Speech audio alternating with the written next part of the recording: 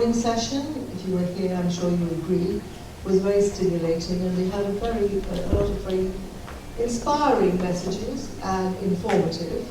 Basically, things like qualities like, this was like, don't expect, if you give something, don't expect something in return, the importance of education, the importance of spirituality, and how, don't mistake pleasure for happiness.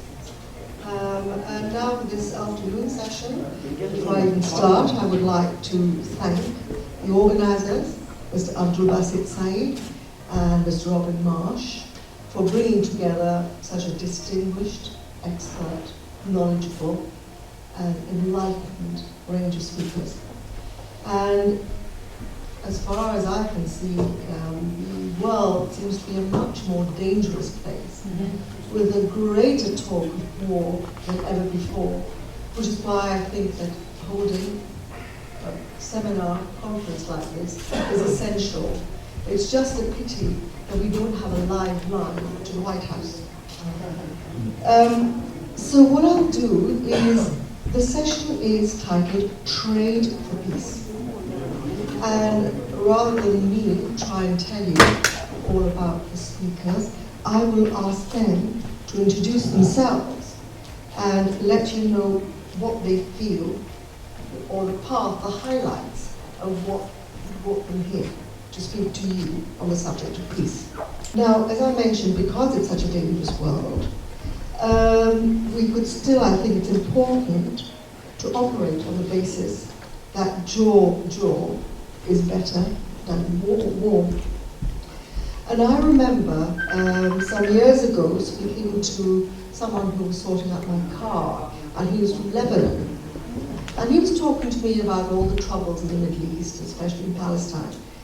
And he said, if you think of it, how much, this is several years ago, the cost would have gone up, but he said, if you think a Scud missile costs $1 million, you imagine the difference it would have made if each $1 million you spent on each Scud was spent on building a school or hospital.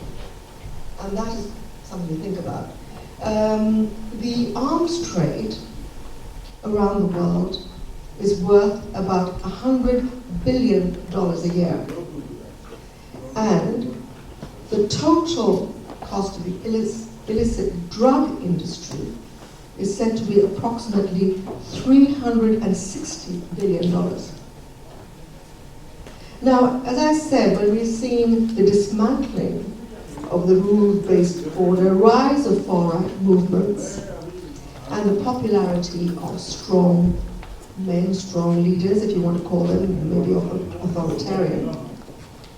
What is quite interesting is that I read in a book written by a peace campaigner, Vijay Mehta, that the country which is ranks highest on the peace index is Costa Rica, which abolished its military and invested in combating climate change and other issues. So this is really the framework for the discussion this afternoon. Now I would like to introduce our speakers. So if you could just very briefly tell the audience about yourself. Okay. Good afternoon, esteemed ladies and gentlemen. This is Dr. James Lee from South Korea. I used to work as managing director of World Bank in Washington, D.C. in the past, but now I'm retired. Today, I'm very greatly honored to have an opportunity of delivering a speech regarding world trade and economy, together with the hot issue of the world in present times. Something with a very difficult hot issue, so to please understand what I'm saying, whatever it is. In the past several decades, since World War II, there have been the frequent fluctuation in the world economy and trade through global financial impacts and conflict. Especially the trade and economic collaboration of inner countries and inner regional blocs has become loose and been inclining to return to trade protectionism with reverted investment in overseas to domestic markets since global financial crisis in 2008. In recent days, we can see U.S.-China trade conflict. The relation of U.S.-China is different characteristic from that of U.S.-Soviet during Cold War period after World War II, which is not concerned with seeking hegemony for global superior position or changing the world, but it is related to the nation's trade, economic interest, dominance, and influence.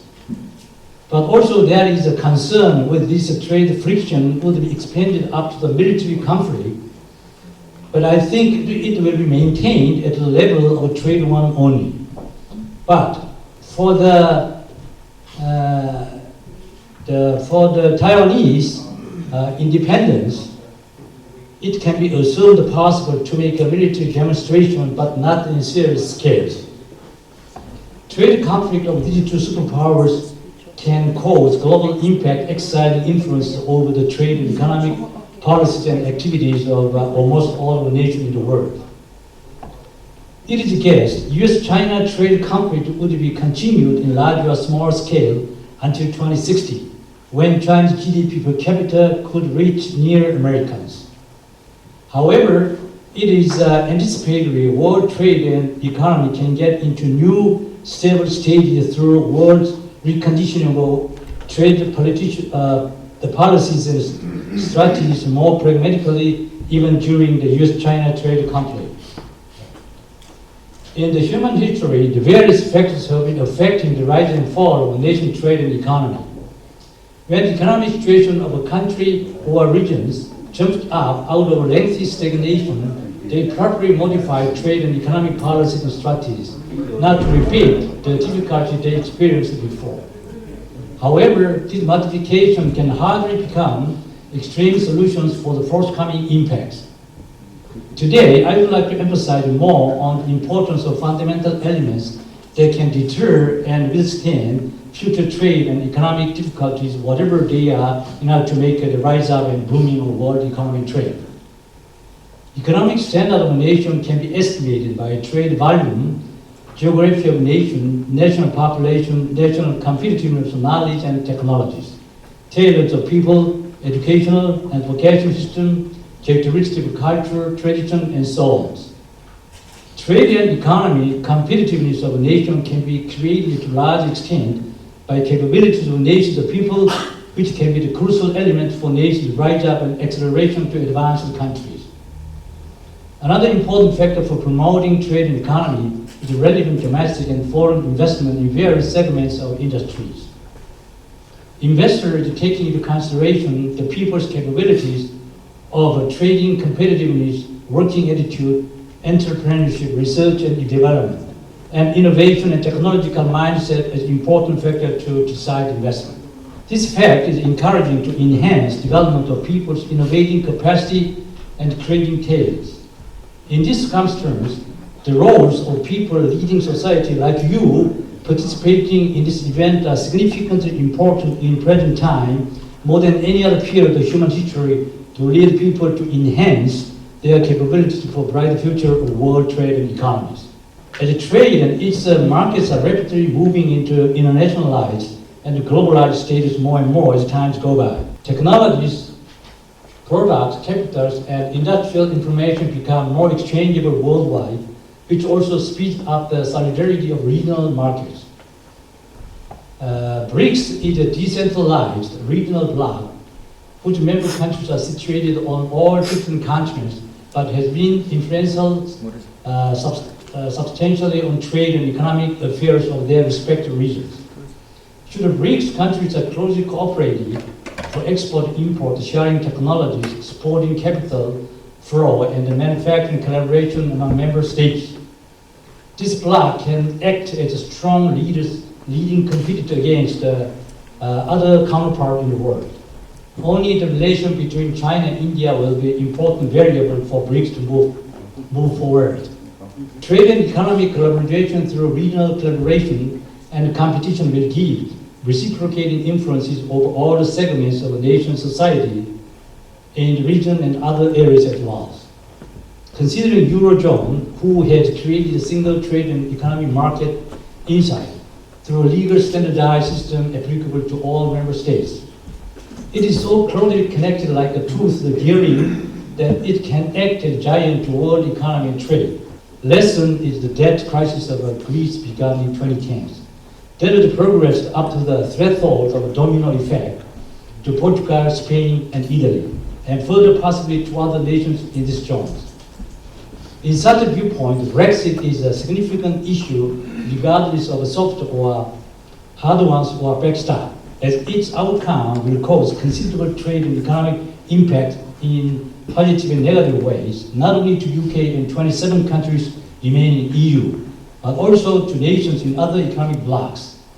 Single market and customs union are important matters, but also it's a saying to control over board and immigrations. In globalizing process of the world trade and economy, one of the important organizations is multinational corporations who stand on the front line of globalizations. They can be opportune to become the forwarding trade and economic activator in global markets by keeping local talented people on important positions and by compromising with exotic cultures. For reference of world economic topics, we can consider some other important issues that are influential to world trade and economy. Referring to economic future of Russia, though there are some different opinions existing, it looks like still having ambivalent economic feasibilities such as stagnation, continuing, or exit out of a current difficult economy and jumping up. Should Russian 12 major national projects be successfully implemented and export of oil and natural resources increase despite the current international hardship, it will become great momentum for rise up of Russian economies. Russian reserve funds are more than 460 billion US dollars, which is considered to be able to withstand global economic impacts despite low figure of economic growth, which is less than 2%. But declining population and low birth rate will become serious matters on progress of Russian economy unless properly solved. In Asia, Japan's economic status, regardless of stable booming or stagnation, can substantially affect the economies of countries in whole Asia and Pacific areas. Japan's trade and economic structure is so strong with a technology basis, and trade volume is large, and it could come to economic booming out of lengthy stagnation by faster step. Nevertheless, rapid aging process in Japan is a serious social matter that affects economic progress and social welfare policies. This matter of a fast aging process with a tendency of a low birth rate is a common trend in South Korea and many other countries as well. In the long run, this will be a subject that all the world should handle cooperatively. With respect to the issue of Korean Peninsula, the peace talk of South and North Korea looks perennial, but positive outcome would be generated through satisfying necessary and sufficient conditions by relating countries after many twists and turns. But its progress will be made at the snail's gallop. Once peace talk is successful, this area will become an excellent market for investment and trade in infrastructure projects. Though we have many global issues affecting economies, trade, and policy of the world, we discussed only several hot subjects so that we can cover others also in next opportunities. Last but not least, in recent days, the trade and economic environment of the world is abruptly changing, completely different from the last several decades. In this time of globally undergoing fast changes, I propose all of esteemed ladies and gentlemen in this event to keep close collaboration one another and move forward shoulder by shoulder for a more bright future of human beings. Thank you very much. Member of Portuguese Parliament, and I work a lot with human rights and equality and that's it. And it's not. It's enough. It's a big word. First, I would like to thank you for the kind invitation to participate in this conference. The United Nations adopt the 2030 Development Agenda, including a set of 17 highly ambitious sustainable development goals. They integrate economic, social, and environment aspects of sustainable development and recognize their interlinkages. Overall, this agenda presents an ambitious challenge for governments and other development actors. The SDGs effectively do not prioritize anything, and implementing them will be very expensive. Furthermore, none of these targets and commitments are legally binding, leaving national governments to pursue some or all goals according to their own priorities. In spite of these shortcomings, universal and multilaterally endorsed goals include the 2030 Agenda, set a high level of global ambition that will guide action by governments and, more broadly, the international community.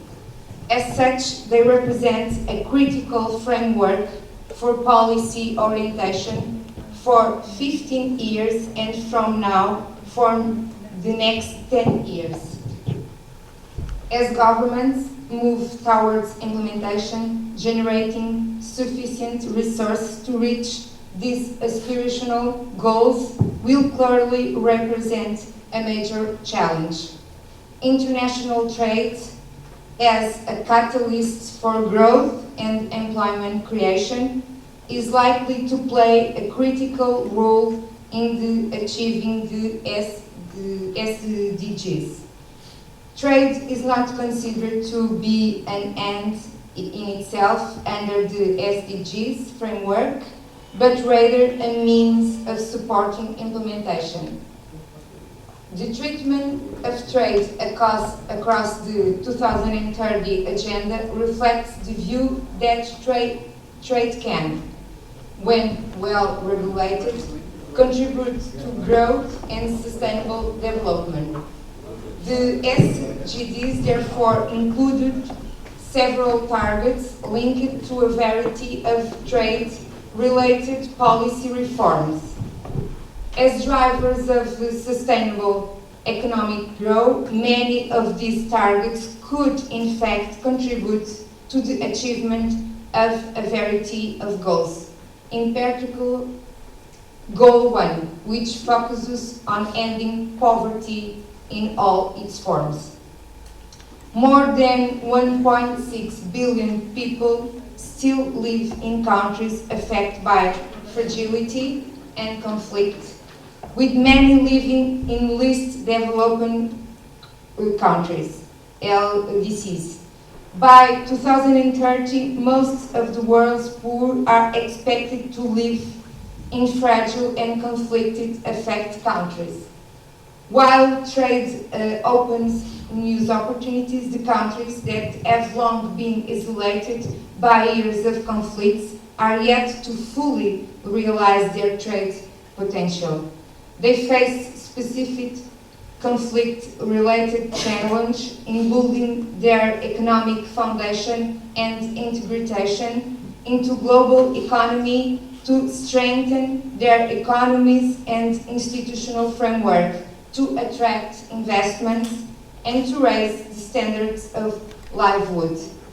Why does protectionism lead to conflict, and why does free trade help to prevent it? The answers, thought well known, are worth mentioning. First, trade creates international goodwill, and mutual benefit disposes people to look for the good in each other. Exchange of goods also promotes an exchange of cultures. Trade helps to humanize the people that you trade with, and it's harder to want to go too far with your woman trading partners than with a country you only see as a line on a map. Trade gives nations an economic incentive to avoid war, and protectionism promotes hostility. Trade, investment and cooperation among the countries in the world bring about prosperity and development. Trade is a peaceful alternative to war, being the basis of global trade in the aftermath of Second World War. A growing economy is essential to building peace, but the impacts of rapid economic growth can drive conflict as much as build peace. The wrong kind of trade policies or trade policies applied badly can damage economies and divide people as much as support and unite them. Like all interventions in conflict affect or threaten countries, therefore, the pursuit of economic development must be informed by a solid analysis of the conflict and understanding the interests, agendas and perceptions of relevant actors and an appreciation of the impact it may have, particularly on vulnerable groups. Putting peace building at the center of its range of economic development and trade policies could notably contribute to greater policy coherence for development, but also help support the kind of economic growth which can help societies and regions permanently emerge from violence and war. The world is changing very, very fast. New technologies are emerging. Environment risks are growing. If the proper synergies are in place, in particular regarding public policies by 2013, the technological revolution will help to fuel additional trade. More and more trade will be happening through digital platforms, and so we have to ask, is the global trading system that we have today equipped for that new environment? Technological evolution and new technologies can be stopped, but they can be shaped.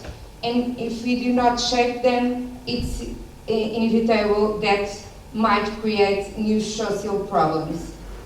A report by World Economic Forum says that by 2025, for the first time, machines will perform more work tasks than humans. This report states that technology could wipe out 75 million jobs over the next years. However, the report also finds that technology could create 133 million new jobs. To conclude, we all have much to gain from a global system to open and fair trade, but our countries need to be nurtured, prepared and support to achieve lasting peace and development. This is probably true for all developing countries, but it's especially important for countries recovering from fragility and conflict. Peace and prosperity is a phrase too readily used by politicians, business leaders, journalists, and activists that has largely been stripped of meaning. But the idea of progress can be probably reduced for most people to a picture of increasing wealth and a safer, peaceful life, especially in a fragile or conflict-affected countries, where many people have little of either. We live in a challenging times. Despite the huge strides in the fight against poverty made possibly by globalization and technological progress, inequality has increased markedly around the world. Conflicts are proliferating, and other mega trends such as climate change, food insecurity, and water scarcity are putting the progress of the last few decades at risk. We must act decisively to address this challenge in mobilizing financial resources, in changing changes to business models and the operations of public and private actors, and in strengthening cooperation between countries for sustainable development. Ladies and gentlemen, we can choose to be more mere bystanders, or we can choose to be active agents of change. Thank you very much.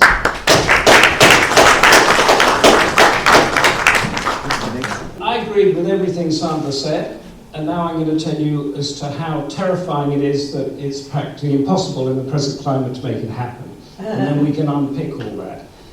If I was talking to you 20 or 30 years ago, I would be saying, yes, trade will bring peace because it creates wealth, the wealth is distributed, and our priority is to increase our living standards, educate our children, and buy a motorcycle for our grandson and all the rest of it. In the past 5 years, that has gone out the window and been reversed. And what has happened now is that what you want to call populism, nationalism, this idea of sovereignty or of identity, is superseding what we used to think was higher living standards and a higher quality of life. And I'm going to very quickly, but not in a rushed way, take you through 3 areas of the world in the past month or so that has proven this. And from that, we'll see how dangerous it is. So in the past month or so, there have been elections in Europe, elections in India, South Asia, those elections, and there's been stuff going on in East Asia. Each of those has been predicated on populism or nationalism, and since we're talking about peace, each of them has a huge impact on keeping the world safe. Many of you, I presume, know this thing called Brexit, which is confusing me at the moment. In the European elections, the populists, for want of a better thing, and I'll say that for the last time, were up to 29% of the vote. I think it was in France, Italy, and Britain, they won in the European Parliament outright majorities. Now, these are people that are challenging the basis of the European Union, which 70 or so years ago, as we heard, was set up particularly to create trade between France and Germany and the smaller countries, and that became the European Union. And that has kept peace with us for the past 70 years. And with that peace comes security, because here we have NATO, which that military and political element is embedded there. So you cannot have a political situation that doesn't mesh with a military situation. Now, I'm talking here, domestically, I know we're very international here, as what they call a Remainer. As we go around the world on this thing, you will have, there's pro and anti-Modi, there's pro and anti-China and all that. I'm not talking about the individuals involved in this, I'm talking about the mechanism that brings them into power. So, in Britain, let's just have a look at what's been going on here. Because we were given a referendum and not a parliamentary vote, it means that the wishes of the people were what you'd call barroom or mob wishes, stuff that is very difficult to implement. But you want to bring back hanging, you want free love, you want whatever, yes, you tick the box. And essentially, in order to address that momentum that's coming in, and it's a huge momentum here, the politicians that were used to be the mainstream are veering in that direction, on both sides. So our Foreign Secretary, Jeremy Hunt, who's a prime ministerial contender, tried to get votes by comparing the European Union to the Soviet Union. Now, all of us here know that's not correct.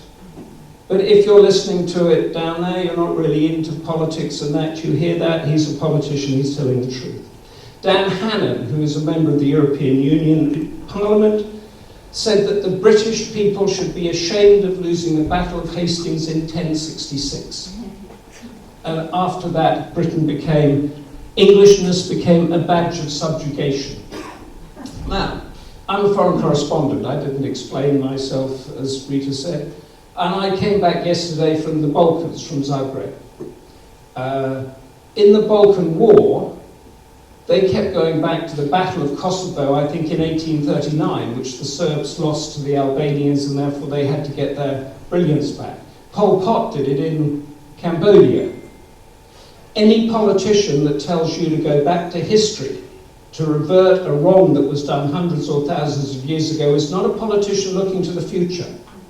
That's a politician looking to the past. But they get lots of votes. So we've heard from Boris Johnson, another favourite. He compared the EU's regional ambitions to those of Napoleon and of Hitler. Now, when you get that happening, and you get us leaving the European Union, a number of defence arrangements that have kept the peace naturally disintegrate. I won't go into the details, but they do. Let's move across to South Asia. And again, I say this isn't a particular person, it's to do with political mechanisms.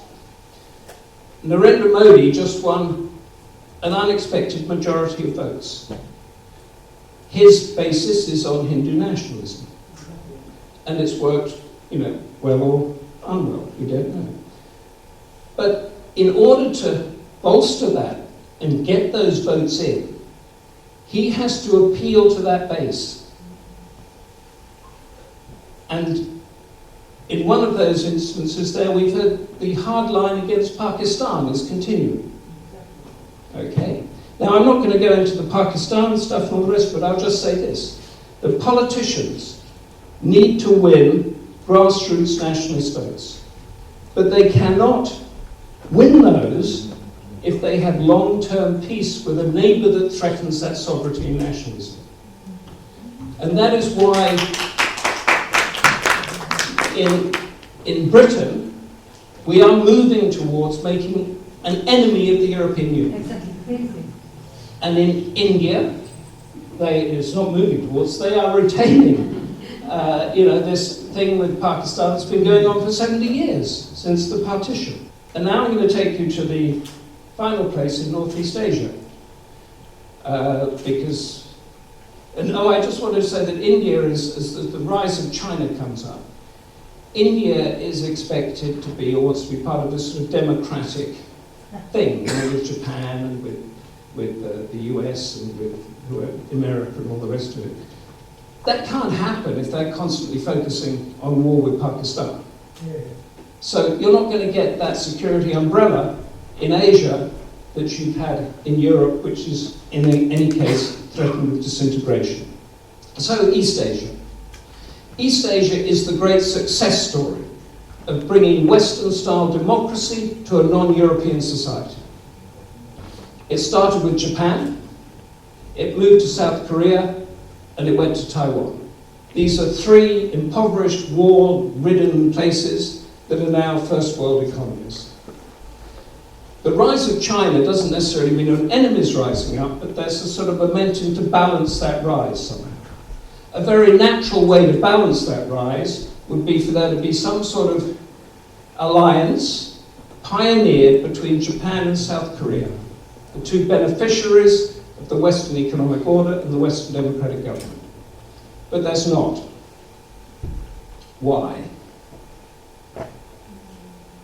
Because they haven't forgotten or forgiven what happened in the Second World War. So the issue of South Korean comfort women, the supposed lack or real lack of Japanese apology, whatever you want to do, is stopping Asia forming its own independent alliance of economic or military. If you could do that, then the Philippines would join, Thailand would join, Singapore would join, and there would be it wouldn't be NATO, but it would be similar along those lines. What's happening at the moment with that? Every strand of defence and trade up to a point goes to the Pentagon. So South Korea goes to the Pentagon, Tokyo goes to the Pentagon, Philippines goes to the Pentagon, Thailand goes to the Pentagon. And then what's the narrative on that? It's from Beijing, they say, well, the US is creating a new Cold War. What should the narrative be is that Asia is creating its own entity like Europe did, that can balance a rising power so that hegemony and colonialization or whatever doesn't take place. Out of those three regions, two common threads to me have appeared. One is that in order to get votes, politicians focus on the hostility of a neighbour. So in South Korea it's Japan, Japan it's probably South Korea or China, here it's Europe, etc. And it's not rooted in the competing visions of the future. It's rooted in the unresolved differences of the past. So Dan Hannan talks about the Battle of Hastings, Hitler, Napoleon. It's not saying where do we want to be 30 years from now. And that voters, this is crucial, are choosing, knowing that their living standards are going to drop. They are voting for these politicians. Now, getting back to trade, which you guys are so good at in business, that's all ticking along. But unless we sort out this electoral mess that we're in, whereby, I don't know how to say it, the world order at the moment is based on this electoral democracy as we have it at the moment. It is delivering, in my view, a destructive element where governments are becoming withdrawn. America's creating these, an enemy out of Mexico, enemy out of China, all of the rest of it. So how do we get around that? Because we need to return to the fact that trade can produce peace.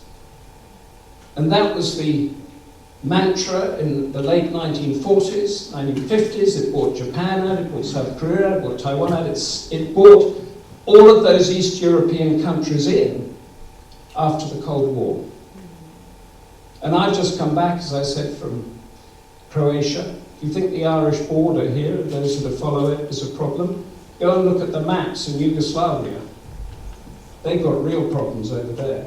That is as fragile as they come. I don't think I should add much more to that. I think I've got a sort of stuff here about peace and everything, but there's not going to be peace unless we sort this out. And I don't think that it's possible to sort it out in this little room, but I think it's possible to, by word of mouth, to spread that message. And Angelina, we had a conversation before, didn't we? Where I told her that I thought that, we're going off piste a bit here, but I'll just say it to me, that I thought that the way that South Sudan was created by the international community was one of the greatest acts of negligence. Why?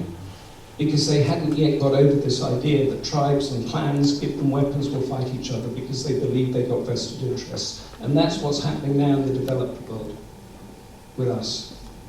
If you listen to Boris Johnson, if you listen to Donald Trump, if you listen to some of the rhetoric coming out of Japan or South Korea, it doesn't matter which side, they are saying we can be a great nation again and we don't need our neighbours, but they do need their neighbours. Thank you very much.